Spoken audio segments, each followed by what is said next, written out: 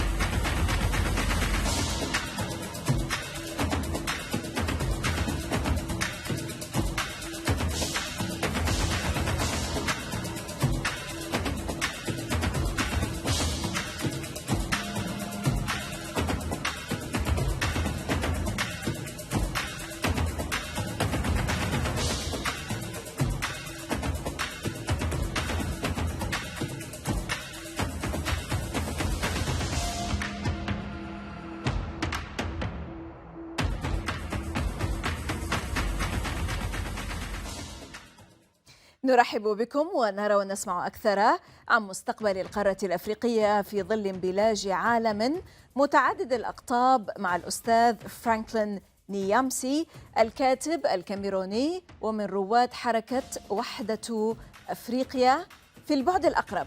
هذه الميادين وأنا زينب صفار، خليكم ويانا. Professor Franklin Niamsi, Pan-Africanist Cameroonian author and president of the African Freedoms Institute. Professor Niamsi, salam and welcome to Al Mayadeen. This is the Proximate Aspect. I'm Zainab Al-Safar. Pure pleasure to have you, sir. Thank you. I'm very, very happy to discover your channel, and I salute all the viewers of Al Mayadeen. Most welcome. Always a pleasure to have you, sir. Well, according to our reference, the African Renaissance, a vehicle for Africa development, the concept of African Renaissance was articulated by Sheikh Anta Diop, a Senegalese historian, anthropologist, and politician who studied the human race's origins and pre-colonial African culture. Diop believed that the African people shall overcome the challenges confronting the continent and achieve cultural, scientific, and economic renewal. Sir, Professor Niamsi, what are your impressions on how can the African Renaissance activate, promote, and strengthen self-determination, unity, identity, development, and transformation of the whole continent? Thank you. African people today have four main struggles to reach the goal Professor Sheikh Anta Diop defined in his thought and in his wonderful books and conferences through the world when he was alive. The first goal for Africa is to fight against military, foreign, colonial, neo-colonial, and imperialist occupation. The second goal is for Africans today to fight against economical and monetary domination coming from the former colonial, neo-colonial, imperialist rulers of Africa. The third goal is to fight for African people's sovereignty so that the African people will be the one who will choose their own leaders by clear and very fair electoral processes.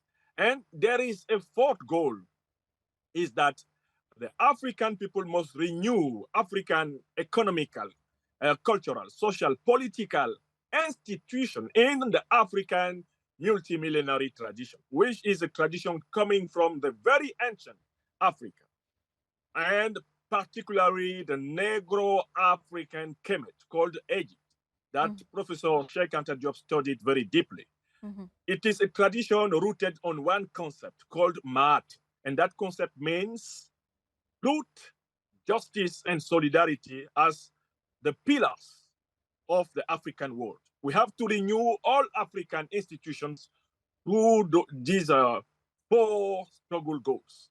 Right. The dream of former South African President Thabo Mbeki was, however, not realized due to the influence exerted by the West on other states in Africa. Today, in 2023, it marks 60 years since the founding of the Organization of African Unity. In your perspective, sir, as an observer and as an author of at least 25 books about Africa, what has failed and what has succeeded? How much of the vision of the founding fathers has been realized?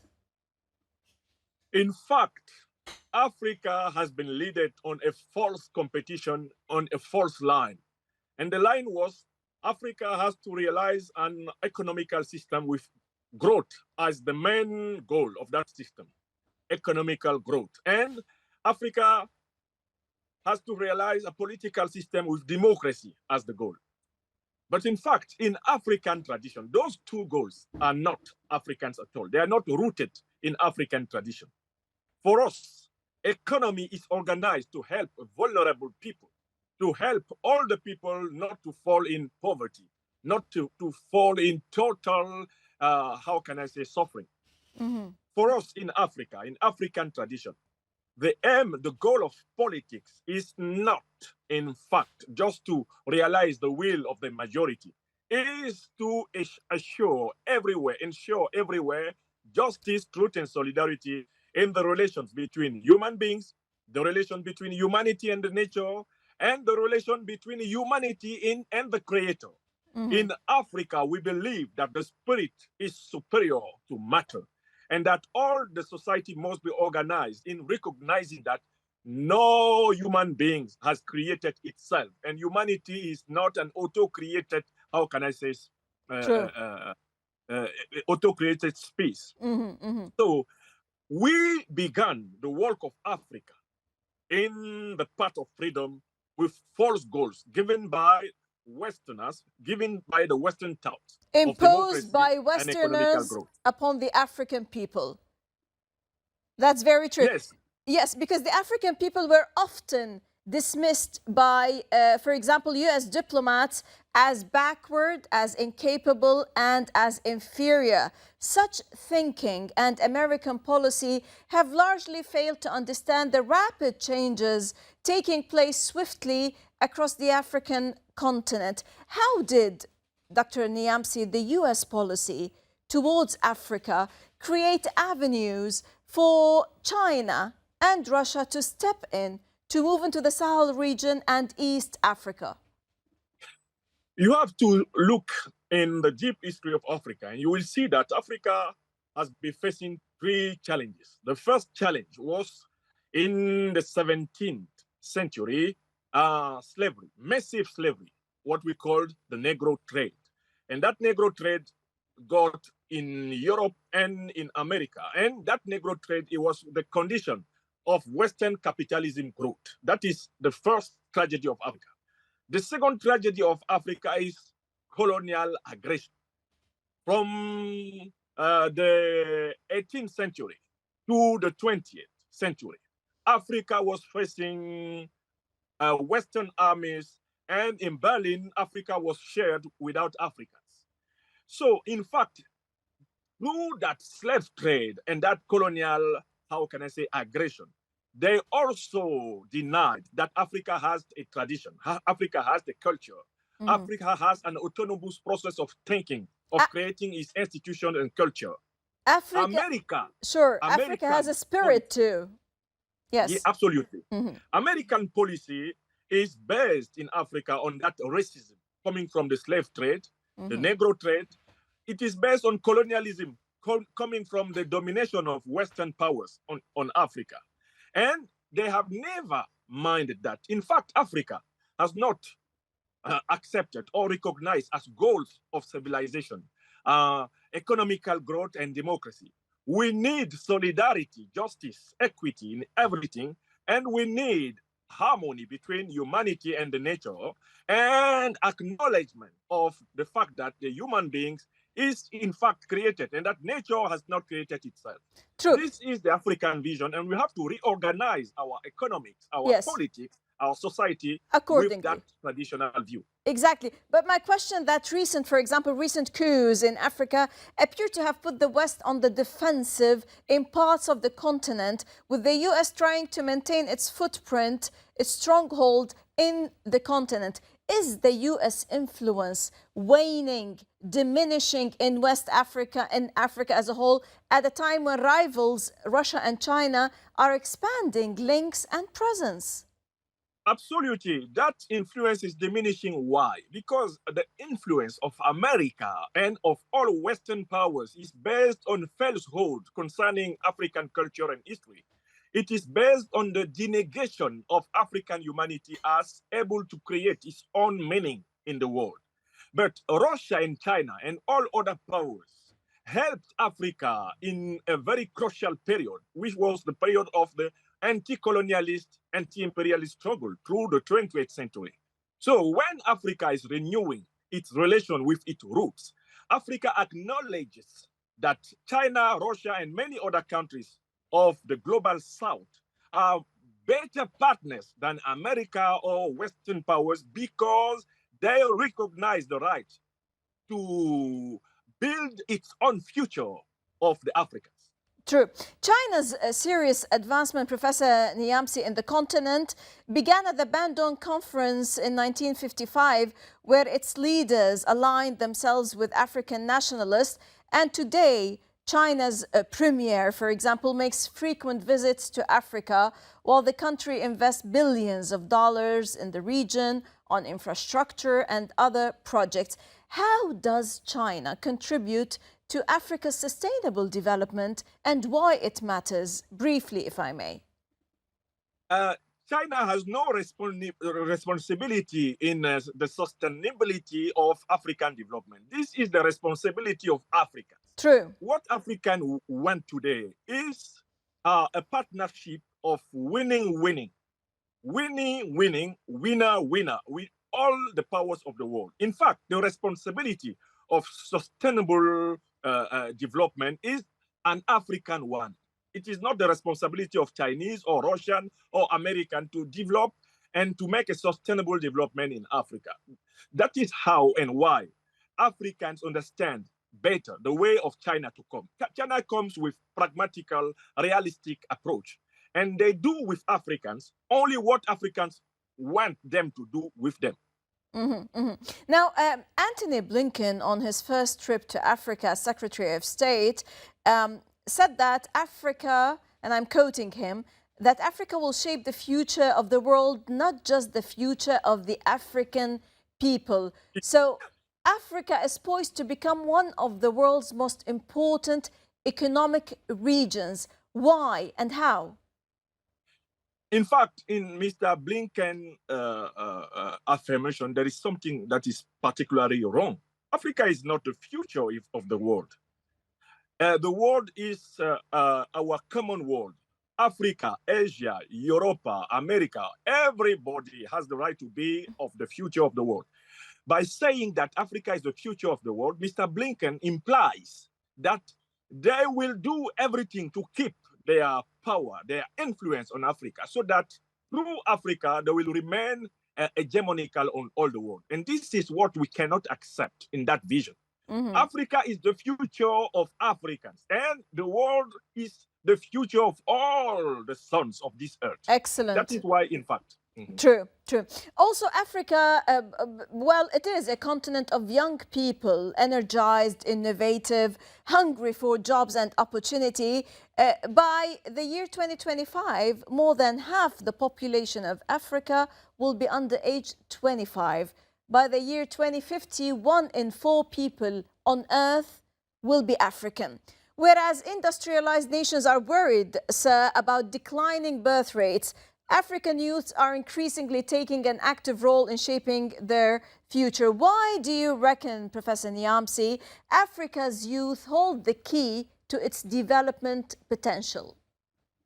In Africa, we still have 30,000 kilometers square of space. And we have a population which is under the space we have. So the Western vision that Africa is overpopulated is absolutely wrong. And it is a way to stop African initiative and spontaneity in building its own future. We believe that Africa will be able to fulfill the challenges if we put all our energy in educating our youth, so that that youth will be able to understand science, technology, and keep the roots of our tradition, so that our identity will not be lost when we will be in the competition of the world. Education, for me, is the root of the future of Africa, for Africans. Right. Dysfunction, chaos, troubled, unstable, fractured. This is the West MSM, mainstream media. They have been firing out these terms on many African states. How does the disinformation on African countries serve the West global hegemony? When will the world, sir, call out these discrepancies in how Africans are treated in all of our developing countries? How is it Africa has the resources but cannot use them to become developed? It is very clear that the same people who describe Africa like a disaster continent, a continent of disaster, are of many of those countries who are responsible for centuries now of the disaster of Africa.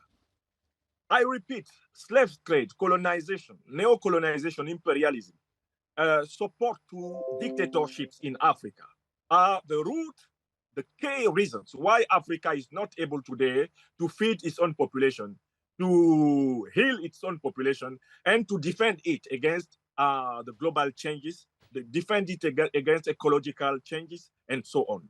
So what we have to do is to fight at the same time for security sovereignty, for economical sovereignty, for political sovereignty, and spiritual, cultural sovereignty, to change the image, the conception, the vision of Africa for Africans themselves. And for the non-African people, we have to clearly free Africa from neo-colonial links, free Africa in itself, because in the African people, those traumatisms have led something like a kind of pessimism about the present and the future. We have to heal all those souls by a good education.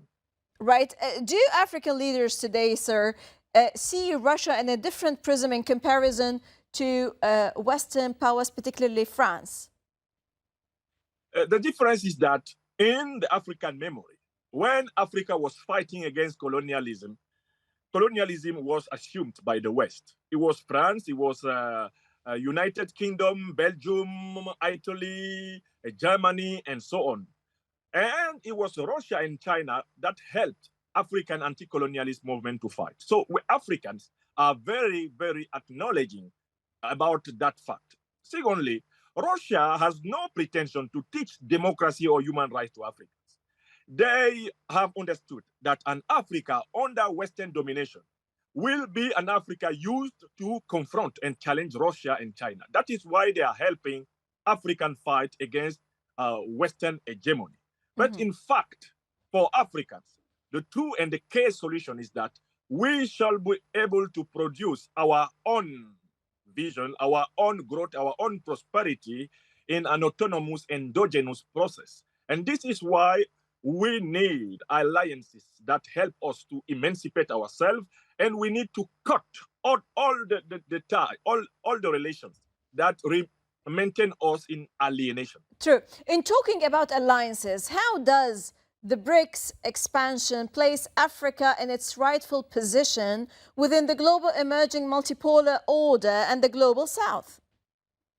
The BRICS are very interesting for Africans because they open a window for direct economical, direct social and cultural exchanges. And particularly, the BRICS help African people to get out the currency domination of dollar, the currency domination of euro, of franc CFA. Now it is possible through cryptocurrencies. It is possible through national currency to build economical bilateral relation with many countries of the world without the intermediation of the West. So the BRICS is a new and open market where African genius can absolutely play. True.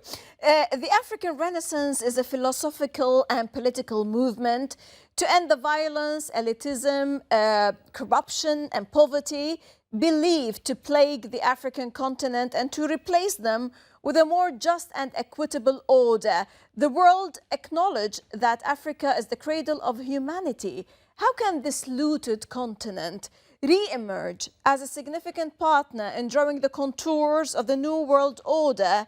What is a multipolar world in terms of freedom of Africa? And what about reparations?